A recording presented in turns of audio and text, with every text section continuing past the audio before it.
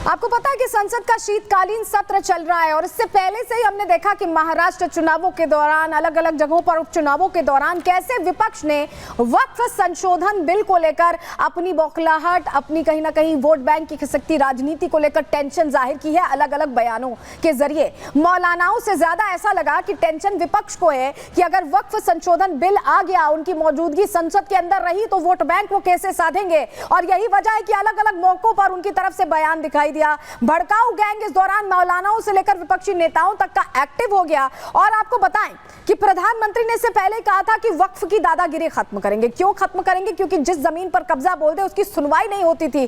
तो ऐसे में जो आम लोग हैं उनकी समस्या को ध्यान में रखते हुए पारदर्शिता इस बिल के जरिए लाने की बात कही गई। जब ये बिल विरोध किया गया तो इसे जेपीसी में कमेटी में भेजा गया कि चर्चा करते हैं विपक्ष के तमाम चेहरों के साथ। ये सारी चीजें इसलिए की गई क्योंकि इंक्लूसिव हो, जो भी राय मशवरा हो उसको इंक्लूड किया जाए। लेकिन इससे भी विपक्ष छटपटाता, नाराज होता ही दिखाई दिया क्योंकि उनके लिए ये सिर्फ वोट बैंक का मुद्दा था, सियासत का मुद्दा था। और आज जेपीसी की बैठक भी हो रही थी।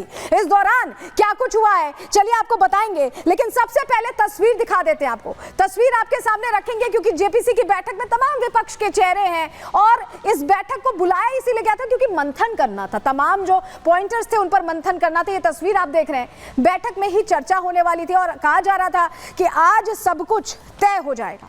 जो भी पॉइंटर्स हैं, जो भी की एक तरह से चेंजेस हैं, उनको लेकर चर्चा करने की बात थी। लेकिन क्या हुआ इस बैठक में आपको हम बताएंगे। तस्वीर हम आपको दिखा रहे हैं, बैठक के अंदर की भी तस्वीर दिखा रहे हैं। जेपीसी की जो ये बैठक थी वो इसलिए जरूरी थी क्योंकि अब फाइनल प्लॉट तैयार होना था। लेकिन जेपीसी जल्द अपनी रिपोर्ट पटल पर रख सकती थी, ये कहा गया इस बैठक के लिए। और फाइनल रिपोर्ट से पहले ड्राफ्ट रिपोर्ट तैयार हो रही थी। ड्राफ्ट रिपोर्ट पर जेपीसी सदस्यों से चर्चा होने की बात थी और इसीलिए ये बैठक आज बुलाई गई क्योंकि शीतकालीन सत्र में ही इसे टेबल पर रखने की बात थी। कमेटी के सदस्य संशोधन को लेकर क्या सुझाव रखेंगे, हर चीज, हर पहलू पर नजर थी। और इस बैठक में पूरा समय अगर विपक्ष देता और वोट बैंक को लेकर हल्ला गुल्ला ना करता तो शायद बहुत बेहतर रहता।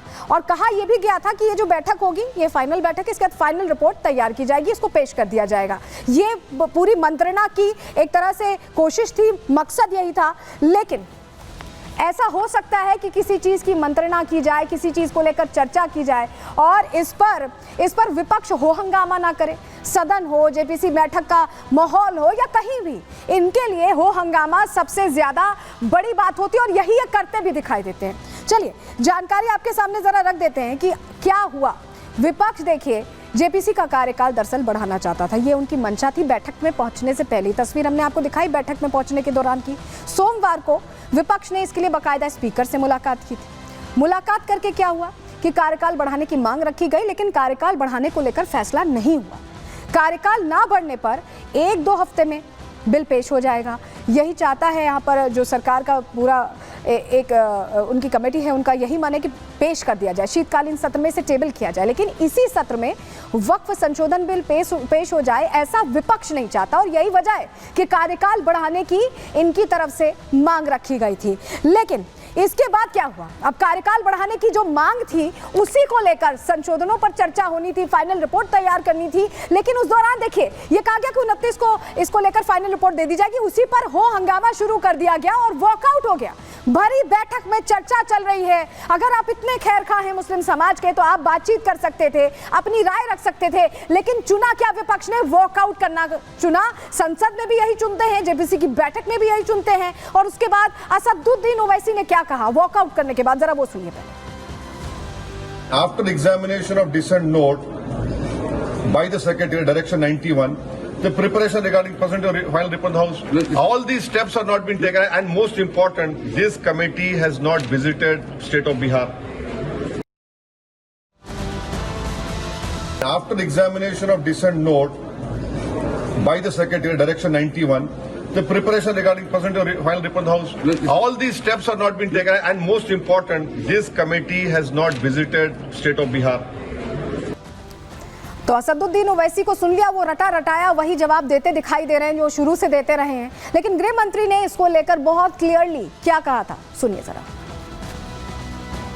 वक्फ बोर्ड का जो कानून है ये वक्फ बोर्ड के कानून से बहुत परेशानी है ना। एक कानून को एक शीत सत्र में हम सुधार कर सीधा करने का काम कर देंगे। तो संविधान की बात करने वाले जब संवैधानिक तरीके से कोई फैसला लिया जाता है उस पर कैसे हो हल्ला करते हैं, ये हम आपको बता रहे हैं। देखिए, प्रधानमंत्री ने वक्फ बोर्ड को लेकर कांग्रेस को ऐसे में प्रश्न पूछा है, घेरने की कोशिश की है, सवाल पूछे, क्योंकि ये कांग्रेस की आदत बन गई है। कांग्रेस ने तुष्टीकरण के लिए कानून बनाए। प्रधानमंत्री ने ये बोला, उन्होंने कहा कि सुप्रीम कोर्ट के आदेश की भी यहां पर परवाह नहीं की गई। वक्फ बोर्ड तुष्टीकरण का परिणाम, ये क्लियरली बोला प्रधानमंत्री ने। बाबा साहब अंबेडकर ने हमें जो संविधान दिया था उसमें वक्फ कानून की कोई जगह नहीं है, संविधान में कोई मेंशन नहीं है। ये बात प्रधानमंत्री ने भी बड़े मन से कही।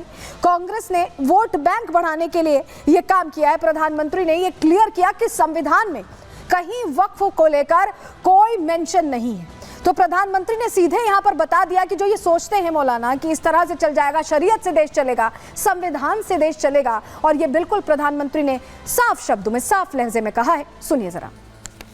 कांग्रेस ने तुष्टीकरण के लिए कानून बनाए,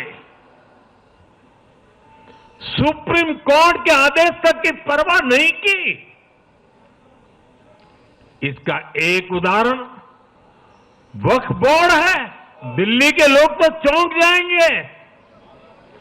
हालात ये थी कि 2014 में इन लोगों ने सरकार से जाते जाते दिल्ली के आसपास की अनेक संपत्तियां वक्फ बोर्ड को सौंप दी थी।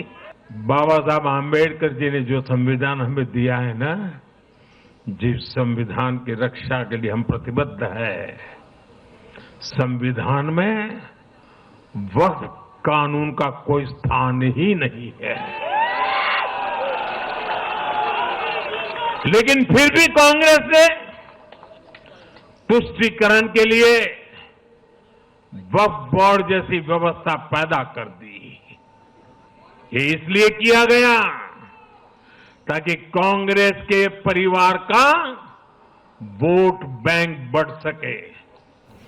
तो प्रधानमंत्री को आपने सुन लिया। हमारे सहयोगी विवेक हमारे साथ जुड़ रहे हैं, उनका रुख कर लेते हैं। विवेक, सवाल यह है कि ऐसा लगता है कि विरोध इनकी मजबूरी बन गई है, क्योंकि इन्हें मुस्लिम समाज का खैरखा बनना है, दिखाना खुद को यही है। चाहे वो संसद हो, चाहे बिहार का विधानसभा भवन हो, चाहे जेपीसी की बैठक हो, वॉकआउट कर देंगे, बात नहीं करेंगे, प्रावधानों पर चर्चा नहीं करेंगे, बस वॉकआउट करने आता है।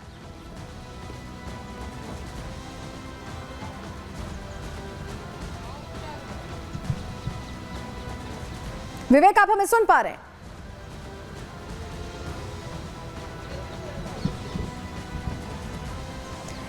विवेक, आप तक मेरी आवाज पहुंच रही है?